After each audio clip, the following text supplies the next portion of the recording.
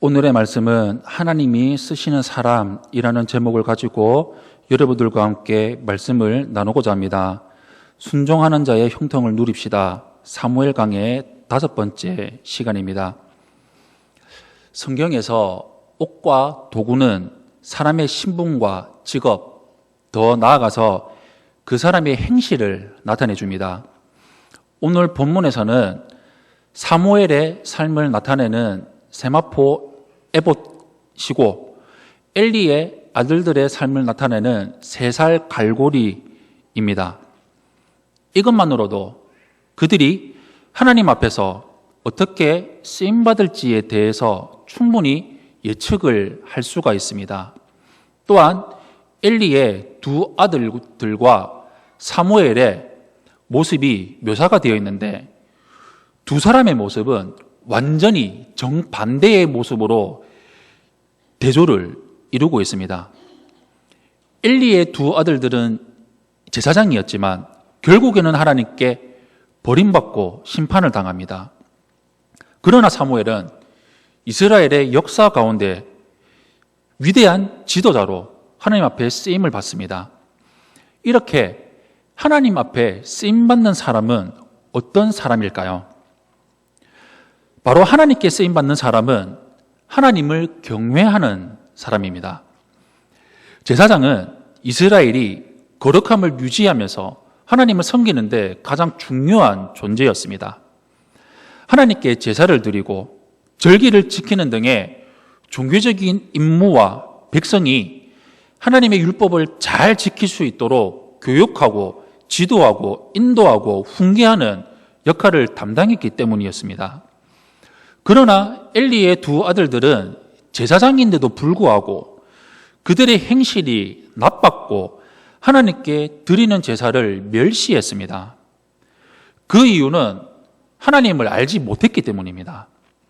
그들은 그의 아버지 엘리에게서 하나님이 누구신지에 대해서 자세하게 배웠을 것입니다. 제사장의 직무와 율법도 배웠을 것입니다. 하지만 그들은 하나님을 전혀 알지 못했습니다.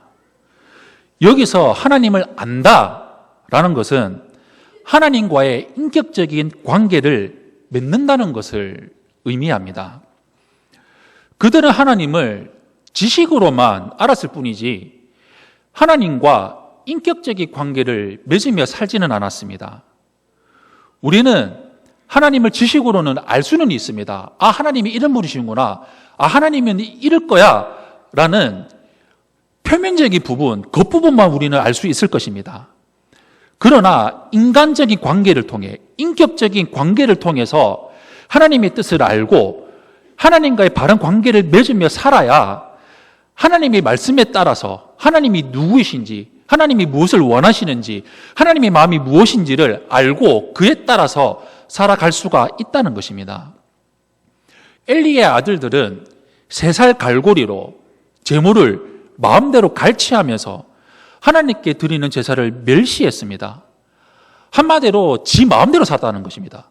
지가 주인이 되어서 지 마음대로 내가 원하는 대로, 내가 하고 싶은 대로, 내 감정이 좋으면 좋고 내가 싫으면 싫고 내가 하고 싶으면 하고 내가 하기 싫으면 그냥 안 했다는 것입니다. 바로 하나님을 멸시했다는 것입니다. 이 제사를 멸시했다는 것입니다. 그런데 하나님께서는 이런 제사를 받지 않겠다고 말씀하십니다. 이사야 1장 10절에서 15절 말씀에 이렇게 기록이 되었습니다. 우리 한 목소리로 함께 합독하도록 하겠습니다. 시작. 너희 소돔의 관원들아 여호와의 말씀을 들을지어다. 너희 고모라의 백성아 우리 하나님의 법에 귀를 기울일지어다. 여호와께서 말씀하시되 너희의 무수한 재물이 내게 무엇이 유익하뇨? 나는 순양의 번제와 살찐 짐승의 기름에 배불렀고 나는 수송아지나 어린 양이나 순염소의 피를 기뻐하지 아니하노라. 너희가 내 앞에 보이러 오니 이것을 누가 너희에게 요구하였느냐? 내 마당만 밟을 뿐이니라. 헛된 재물을 다시 가져오지 말라. 분향은 내가 가증히 여기는 바요. 월삭과 안식일과 대회로 모이는 것도 그러하니 성회와 아울러 악을 행하는 것을 내가 견디지 못하겠노라. 내 마음이 너희의 월삭과 정한 절기를 싫어하나니 그것이 내게 무거운 짐이라. 내가 지기에 곤비하였느니라.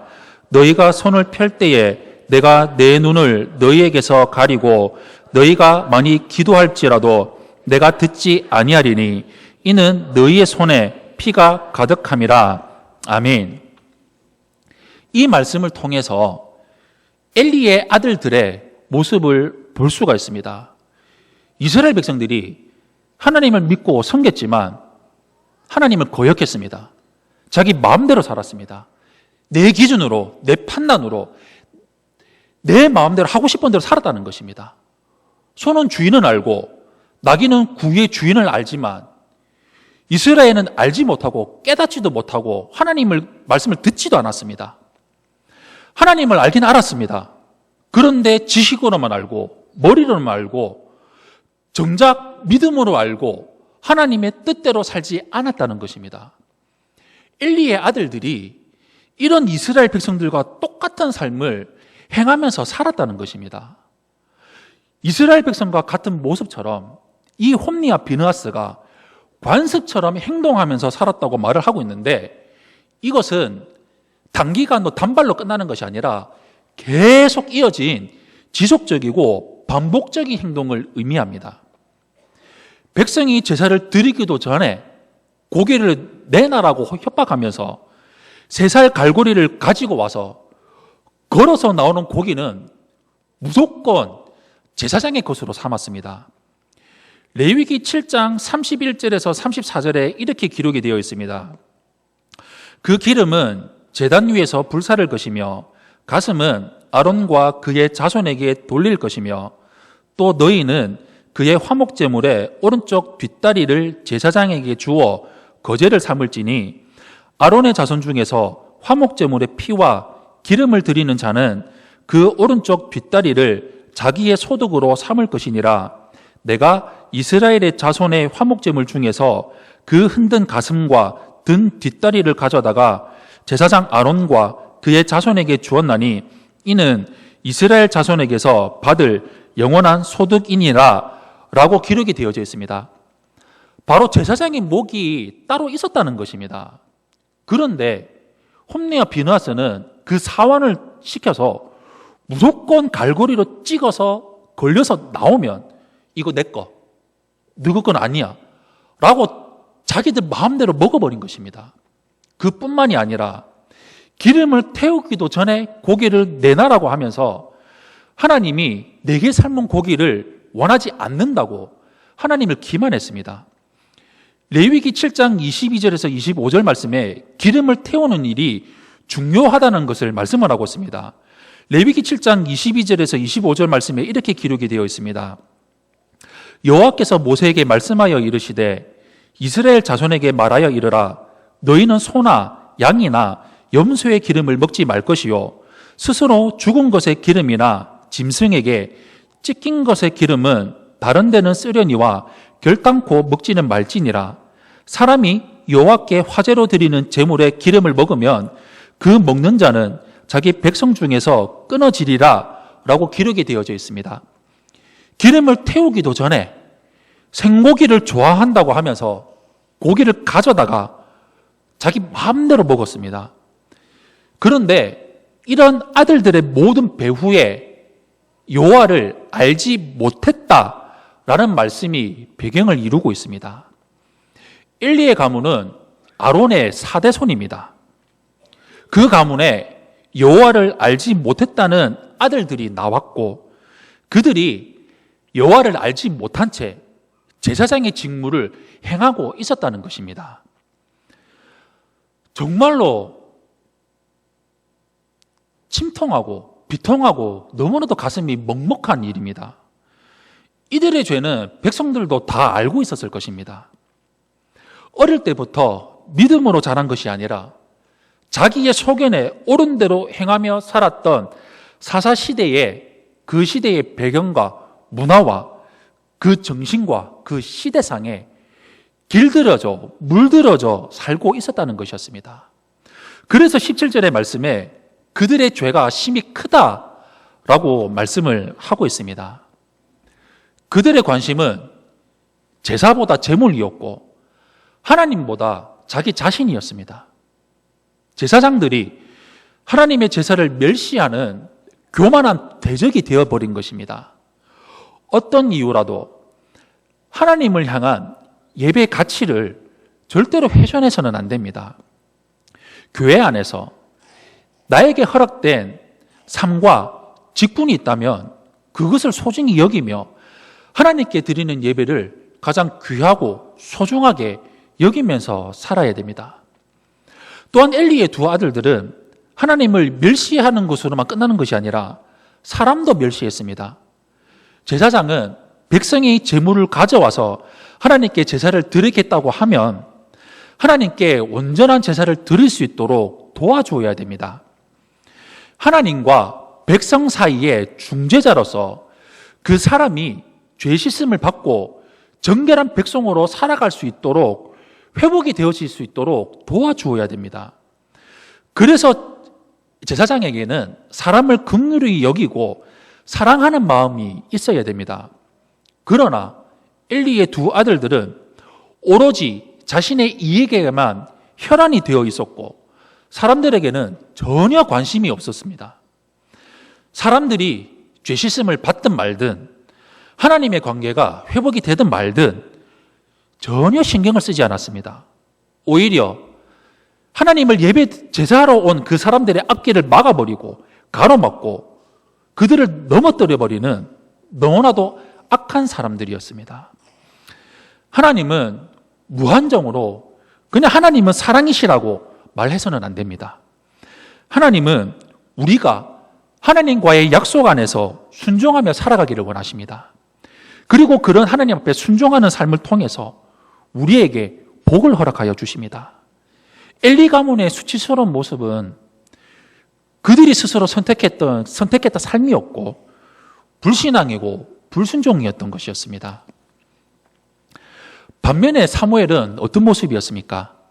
사무엘에 대해서는 18절 말씀에 어려서부터 세마포 에봇을 입고 하나님을 섬겼다고 말씀을 하고 있습니다. 쉬운 성경에서는 그러나 사무엘은 여호와께 순종했습니다. 사무엘은 세마포로 만든 에봇을 입었습니다. 라고 말씀을 하고 있습니다. 여기에서 그러나라는 말이 중요합니다. 엘리의 자녀들이 하나님을 믿지 않고 불량하게 행동을 하며 살았던 가운데서 사무엘은 세마포 에봇을 입고 하나님께 순종하며 하나님과 동행하며 하나님과 교제하며 살았습니다. 에봇은 제사장이 입는 옷입니다. 이것은 사무엘이 어려서부터 성실하게 하나님을 섬기며 살았다는 것을 보여줍니다. 나실리인으로 하나님 앞에 들으신다는 것은 일평생 평생도록 죽는 그날까지 하나님 앞에 제사장의 직무를 행하며 살았다는 것을 의미합니다. 엘리의 아들들이 하나님의 제사를 멸시했던 것과 전혀 다르게 사무엘은 여호와 앞에서 섬기는 자로 성장하며 살았습니다. 사무엘은 엘리의 아들들을 어릴 적부터 알고 보면서 살았을 것입니다. 그러나 사무엘은 어린 나이였지만 그들에게 어떠한 악한 영향도 받지 않고 오직 하나님 앞에서 말씀 앞에서 신실하게 성장하며 자랐습니다. 이렇게 사무엘이 하나님 앞에서 신실하게 성장하며 살았던 이유, 자신의 신앙을 지키며 살아갔던 이유가 있었습니다. 사무엘상 2장 19절에 그의 어머니가 매년 드리는 제사를 드리러 그의 남편과 함께 올라갈 때마다 작은 겉옷을 지어다가 그에게 주었더니 라고 말씀을 하고 있습니다. 이 말이 무엇을 말해주고 있을까요? 겉옷은 훗날 사무엘을 상징하는 고유의 복장이 됩니다. 작은 겉옷이 큰 겉옷이 될 때까지 자녀를 위해서 매년 기도하면서 옷을 지어 입히고 사무엘을 얻은 이후에도 엘가나의 가정은 변함없이 꾸준하게 동일하게 하나님을 사랑하고 섬기고 말씀대로 행하며 살았다는 것입니다. 한나가 만드는 옷이 커지고 사무엘의 키가 자라는 만큼 인격과 영성도 함께 자라났다는 것을 확인했을 것입니다. 그 당시의 환경과 삶의 어떤 상관없이 한나와 엘가나는 변함없는 모습으로 동일하게 하나님을 사랑하고 섬겼고 사무엘에게 영향을 끼쳤습니다. 무슨 말일까요? 사무엘은 혼자서 자랐다는 것이 아니라는 것입니다. 그는 하나님의 사랑과 부모의 사랑 가운데서 자랐습니다.